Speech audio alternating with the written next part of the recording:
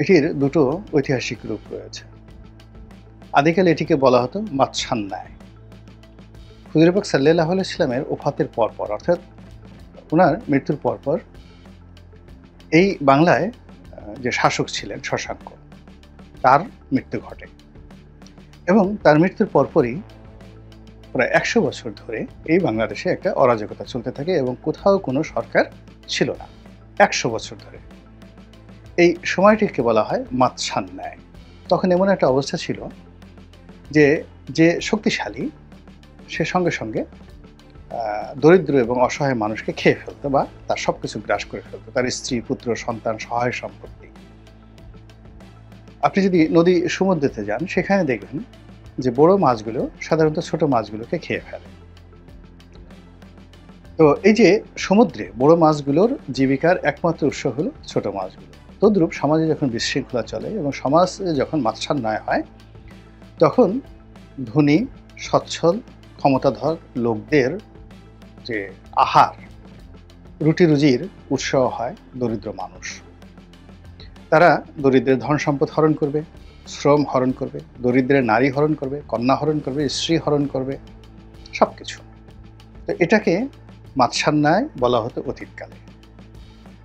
তো এই যে মাৎসান্যায়, এটার সঙ্গে আপনি সিভিল ওয়ারের মানে যাকে বলা হয় সম্পৃক্ততা পাবেন, কিন্তু সবচেয়ে বেশি বাংলার এই যে মাৎসান্যায় ১০০ বছর ব্যাপী যে মাৎসান্যায়, এটির সঙ্গে আপনি তুলনা করতে পারবেন আইএমএ জাহিলিয়াতের সঙ্গে। তো আইএমএ জাহিলিয়াতের যে জমানাটা এটাও ১০০ বছর এবং সেটা হলো হুজুর পাক সাল্লাল্লাহু আলাইহি ওয়াসাল্লামের জন্মের ১০০ বছর আগের থেকে। তাহলে উনি ৫৭০ খ্রিস্টাব্দ পরে যদি উনার নবুয়ত প্রাপ্তি ৬১০ খ্রিস্টাব্দে, তারপরে মদিনা রাষ্ট্রের যে গঠন, সেই মদিনা রাষ্ট্রের গঠনের ১০০ বছর আগে যে জমানাটা, এটাকে আপনি আইএমএ জাহিলিয়াত হিসেবে ধরতে পারেন।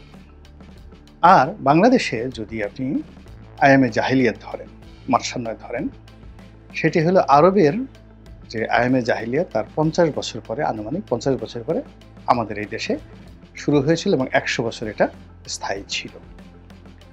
এবং বিদেশ থেকে শাসক এনে, পালদেরকে এনে, গোপালকে এনে আমরা রাজা বানিয়ে এই বিপদ থেকে আমরা রক্ষা পেয়েছিলাম। তো এটা গেল সিভিল ওয়ারের ঘটনা। আর আরেকটি ঘটনা হলো বাইরের যারা লোকজন আছে বিদেশ থেকে এসে দস্যুবৃত্তি করে আমাদের ধনসম্পদ হরণ করে নিয়ে গেছে। তো ইংরেজরা নিয়েছে, পর্তুগিজরা নিয়েছে, মগরা নিয়েছে। এরকম জলদস্যুদের দ্বারা আমাদের এই বাংলাদেশ, নদীমাতৃক বাংলাদেশ যে জুলুম নির্যাতনের শিকার হয়েছে, তার মধ্যে সবচেয়ে নির্মম নির্যাতন করেছে মগেরা। এই জন্য আমরা মানে কোনো অরাজকতা বোঝাতে সবসময় মগের মুল্লুক ব্যবহার করি। তো এখন এই যে বর্তমান যে জমানাটি, এই জমানাটিকে সবাই আবার ওই মগের মুল্লুকের সঙ্গে তুলনা করে বলছে এটা হলো মবের মুল্লুক। মব, এই যে মব শব্দটি, তো এই মবের মুল্লুকে কি চলছে এটি নিয়ে কিন্তু প্রথমে কেউ মুখ খোলেনি, এখন মোরালেস সবাই মুখ খুলছেন।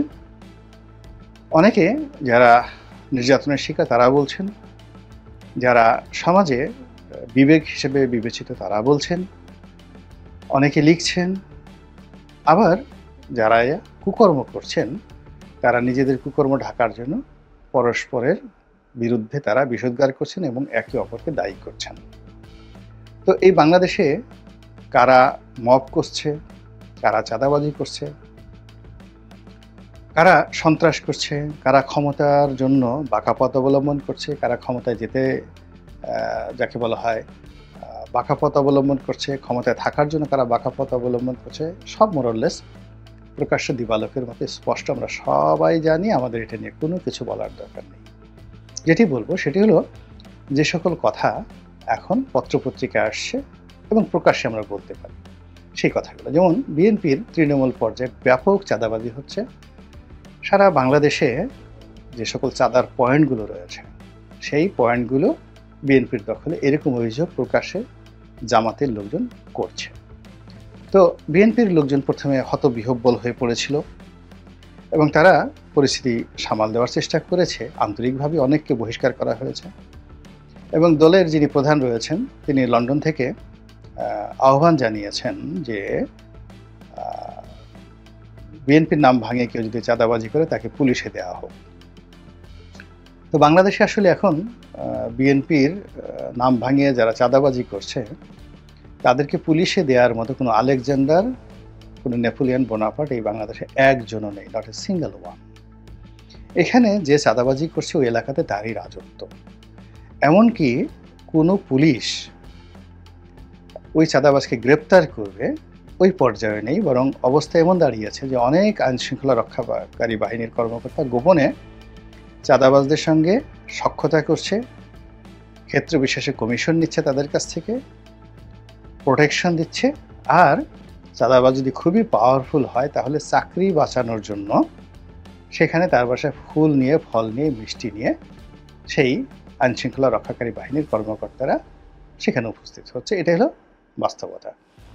এবং এখানে চাঁদাবাজদের বিরুদ্ধে কেউ কোথাও বিরুদ্ধে গেলে সেখানে থানা আক্রমণ করা, কোনো পুলিশকে মারধর করা, এটি এখন একটা ডাল ভাতের মতো ঘটনা হচ্ছে। এবং এই দৃশ্য দেখে মাঠে অন্যান্য যারা আছে, বিজিবি বা সেনাবাহিনী, তারা কোনো সংঘর্ষে যাচ্ছে না, তারা সময়টা পার করতে চাচ্ছে এবং জনগণ হাহাকার করছে। আর এর মধ্যে অপারেশন ডেভিল হান্টের নাম করে আওয়ামী লীগের যারা লোকজন রয়েছে তাদেরকে ধরার চেষ্টা করা হচ্ছে। তো ফলে এখন মানুষ যেটা করার চেষ্টা করছে সেটা হলো এই যে চাঁদাবাজি যেগুলো হচ্ছে এগুলোকে কি করে টলারেন্সের মধ্যে আনা যায়, ধৈর্যের মধ্যে আনা যায় এবং এগুলোর সঙ্গে কী করে মানিয়ে নেওয়া যায়, এটার জন্য তারা মেডিটেশন শুরু করে দিয়েছে। এটা হলো রিয়ালিটি। 2 নম্বর হলো যে বিএনপি যারা লোকজন রয়েছে যারা এতদিন মুখ বন্ধ করেছিল এবং তারা এখন উল্টো জামাত যে বিএনপিকে চাঁদাবাজ হিসাবে ট্যাগ দিয়ে ফেলেছে এবং এটি এখন যতটা না সত্য, যতটা না বাস্তব, তার চেয়ে বহু বহু গুণে এটি রেকর্ড তৈরি করে ফেলেছে। অতীতে খাম্বা, হাওয়া ভবন কিংবা বাসন্তীর জাল, ৭৪-এর দুর্ভিক্ষ, এগুলো যেমন রাজনৈতিক দলগুলোকে ভীষণ রকম বা এরশাদের সেই 30 সেট গহনা, সুন্দরী 30 জন রমণীকে তিনি যেভাবে এমপি বানিয়ে পার্লামেন্টে নিয়েছিলেন এবং শফিক রেহমান সাহেব যে লিখেছিলেন এরশাদের 30 সেট গহনা, তো এই জিনিসগুলো যেভাবে ওই দলগুলোকে, দলের প্রধানদেরকে ভোগাচ্ছে এখন পর্যন্ত, তদ্রূপ এই গত 7 মাসে যা কিছু হয়েছে বাংলার আনাচে কানাচে, এর দায় বিএনপিকে বহন করতে হবে অনাদিকাল পর্যন্ত। এজন্য জামাত খুব খুশি, আর বিএনপি যারা লোকজন রয়েছে তারা ভীষণ রকম আতঙ্কিত। তো সেই আতঙ্ক কাটানোর জন্য তারা কি করছে, সমাজে অন্যান্য যারা হচ্ছে অপকর্ম করছে সেগুলোকে আবার তারা সামনে আনার চেষ্টা করছে। বিএনপির অনেক নেতাই এখন বলার চেষ্টা করছে যে জামাত, বিএনপি যদি অপকর্ম করে বা চাঁদা নেয় এটাকে চাঁদাবাজ বলা হয়, কিন্তু জামাত এই একই কাজকর্ম করছে সেটাকে হাদিয়া বলা হয়। এবং বিএনপির অনেক জনপ্রিয় বক্তা আছেন, নেতা আছেন, তারা এত চমৎকারভাবে এই যে জামাতের যে হাদিয়াবাজি, চাঁদাবাজির উল্টো হাদিয়াবাজি, এটাকে বর্ণনা করছেন। তারা ওয়াজের নামে, মাহফিলের নামে, দলীয় মানে যে কোনো প্রোগ্রামের নামে যেভাবে সর্বসাধারণের কাছ থেকে রসিদ দিয়ে চাঁদা আনে, তারপরে শেষে পাগড়ি বিছিয়ে চাঁদা আনে, তারপরে হিজাব বিছিয়ে অন্তঃপুরে গিয়ে মহিলারা, জামাতের মহিলা কর্মীরা যেভাবে মা বোনদের কাছ থেকে তারা সেই হাদিয়া গ্রহণ করে, এই বিষয়গুলো খুব রসালো করে, চমৎকার করে বিএনপির যারা নেতাকর্মী রয়েছে তারা 10 মুখে প্রচার করছে এবং এগুলো আলটিমেটলি প্রথমবারের মতো জামাতকে কিন্তু বিব্রত করছে। যেমন আজাহারি কোথাও যাচ্ছে ওয়াজ করার জন্য, এখন আগেও ওয়াজকে কেন্দ্র করে চাঁদাবাজি হতো, কিন্তু এটিকে রীতিমতো প্রাতিষ্ঠানিক হাদিয়াবাজি নাম দিয়ে যে দায় সৃষ্টি করা হয়েছে জামাতের জন্য, এটা বিএনপির লোকজন যত সুন্দরভাবে করতে পেরেছে এটা অতীতকালে এভাবে কখনো হয়নি। জামাত তার নেতাকর্মীদের কাছ থেকে চাঁদা নেয়, সেই চাঁদা নিয়ে নিজেরা চলে, দল চালায়, দলের যারা ধনী তারা দলকে দেয়, দলের মধ্যে যারা গরিব তারা দল থেকে নেয়। এটি একটি সমবায় ভিত্তিক অনেকটা কমিউনিজমের কায়দায় এই দলটি পরিচালিত হয়ে আসছে। কিন্তু এই প্রথম তারা সর্বসাধারণের কাছে চাঁদা চাচ্ছে এবং সর্বসাধারণ, যেহেতু জামাতের এখন একটা সুসময় যাচ্ছে, সর্বসাধারণ সেই চাঁদা দিতে বাধ্য হচ্ছে। বলা হচ্ছে যে যদি একটি অনুষ্ঠান, যেমন তারাই প্রচার করে যে আজহারের একটি অনুষ্ঠানে 10 লাখ, 12 লাখ, 15 লাখ লোক উপস্থিত হয়। তো 10 লাখ, 12 লাখ, 15 লাখ লোক যদি উপস্থিত হতে হয়, এরকম একটা অনুষ্ঠান করতে 10 থেকে 15 কোটি টাকা লাগে। আমরা যদি 20-25 হাজার লোকের একটা জনসমাবেশ করতে যাই, তো সেখানে দেখা গেল 5 থেকে 10 লাখ টাকা খরচ হয়ে যায়। তো সেখানে 10 থেকে 15 লাখ লোক আসে, তাদের জন্য পায়খানা তৈরি করা হয়, প্রস্রাবখানা তৈরি করা হয়, খাবারের আয়োজন করা হয়, মঞ্চ, অডিও, ভিজুয়াল, আনা নেওয়া থেকে শুরু করে আরও কত কিছু, মানে রীতিমতো জিয়াফত কাকে বলে, জিয়াফতে আজম। তো এরকম যে অনুষ্ঠানগুলো হচ্ছে তার জন্য যে বিশাল অর্থ, সেই অর্থ জনগণের কাছ থেকে হাদিয়া রূপে নিচ্ছে। এবং এটাই বিএনপির লোকজন ঠাট্টা করে বলছে যে আওয়ামী লীগ বা বিএনপি এই কাজ করলে সেটিকে চাঁদাবাজি বলা হয়, জামাত করলে এটাকে বলা হয় হাদিয়া। তো এই হাদিয়ার যে প্রচার, সেই প্রচারের কবলে পড়ে এখন জামাত ত্রাহি অবস্থার মধ্যে পড়ে গেছে। 3 নম্বর হলো যে সমন্বয়কদের নিয়েও অনেকে কথা বলেননি, কিন্তু ইদানিং সমন্বয়কদের নিয়ে সরাসরি নাম ঠিকানা সহ এখন সামাজিক মাধ্যমে কথা হচ্ছে, থানা পুলিশে কথা হচ্ছে, এবং অনেক ক্ষেত্রে মামলা মোকদ্দমা হয়নি, কিন্তু খুব দ্রুত এগুলো নিয়ে সমন্বয়কদের বিরুদ্ধে থানা পুলিশে মামলা মোকদ্দমা হবে চাঁদাবাজি। এখানে এই যারা সমন্বয়কের শীর্ষ নেতৃবৃন্দ রয়েছেন তাদের ব্যাপারে ওরকম স্পষ্ট ভাবে কানাঘুষা হয়, কিন্তু অমুকের কাছ থেকে টাকা নিয়েছেন বা অমুক অফিসে গিয়ে সার্জিস টাকা দাবি করেছেন, দিতেই হবে, না দিলে টেন্ডার না দিলে এটা হবে, এরকম এখন পর্যন্ত শোনা যায়নি। কিন্তু অখ্যাত যারা নিজেদেরকে সমন্বয়ক পরিচয় দিচ্ছে, তো যারা হয়তো অন্য দল করেছে কিন্তু ছাত্রলীগের মধ্যে লুকিয়ে ছিল, এখন হঠাৎ করে সমন্বয়ক সেজেছে, এরকম অসংখ্য লোক সারা বাংলাদেশে তারা যে চাঁদাবাজি করছে, এই চাঁদাবাজির কোনো বাবা মা নেই।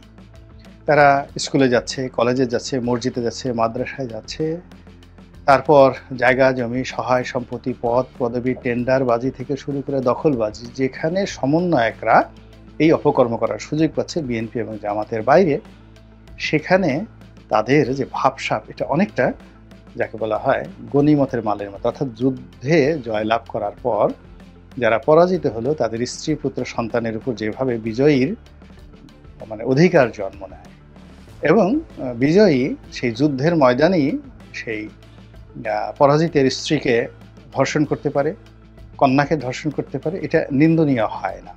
তো এই জিনিসগুলো, এবং তাদের যত অর্থবিত্ত, ঘোড়া গাড়ি যা কিছু আছে, এইগুলো এনে নিজেরা ভাগ বন্টন করতে পারে।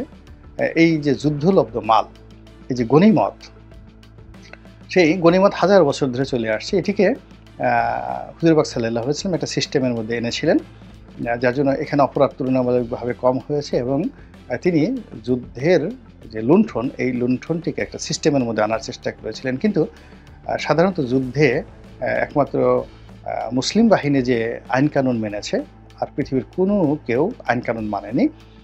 সবাই যুদ্ধের ময়দানে চেঙ্গিস খান, হালাকু খানের মতোই, কিন্তু বদনাম হয় হালাকু খানের, চেঙ্গিস খানের, কিন্তু দেখা গেল যে যুদ্ধ করতে গিয়ে বিজয়ী হয়ে প্রায় সবাই একই আচরণ করেছে। তো যাই হোক, এখন এই যে গনিমতের মাল, এখন যারা সমন্বয়ক পরিচয়ে চাঁদাবাজি করছে, জুলুম করছে, টেন্ডারবাজি করছে, তারা বিএনপির চাঁদাবাজি বা জামাতের হাদিয়াবাজি, এই হাদিয়াবাজির চাইতেও বহুগুণ নির্মমতা নিয়ে অনেকটা গনিমতের মালের মতো করে সব কিছু লুণ্ঠন করছে। বিভিন্ন অফিসে গিয়ে তারা বড় বড় কর্তাকে হুমকি দিচ্ছে, সেটা হোক সচিব, হোক সে পুলিশের এসপি, হোক ডিআইজি। আমরা এই অনেকগুলো ভিডিও ফুটেজ দেখেছি, এবং সবাইকে তারা একেবারে তেলাপোকার মতো ছোট করে দিয়েছে। তারা তেলাপোকার মতো ছোট করে দিয়ে তারা এই যে গনিমতের মাল যে অর্জন করার যে অপচেষ্টা চালাচ্ছে, এটা এখন বাংলাদেশ আর নিতে পারছে না, মানুষ সহ্য করতে পারছে না। ফলে চাঁদাবাজি, হাদিয়াবাজির সঙ্গে সঙ্গে এই গনিমতের মালবাজির সঙ্গেও যে মানুষের যে বিরক্তি, ক্রোধ, ক্ষোভ সব মিলিয়ে মানুষকে বারবার শুধু কি যেন স্মরণ করিয়ে দিচ্ছে। বারবার অতীতে নিয়ে যাচ্ছে। এ কি করলাম? এ কি হলো? এ কি পেলাম? কারা ভালো? কারা মন্দ? কোনটা লাউ? কোনটা কদু? এই সমস্ত জিনিস নিয়ে যত বেশি আলোচনা হচ্ছে তত বেশি এখন যারা বিপ্লবের উদ্যোক্তা তাদের জন্য, তাদের ভবিষ্যতের জন্য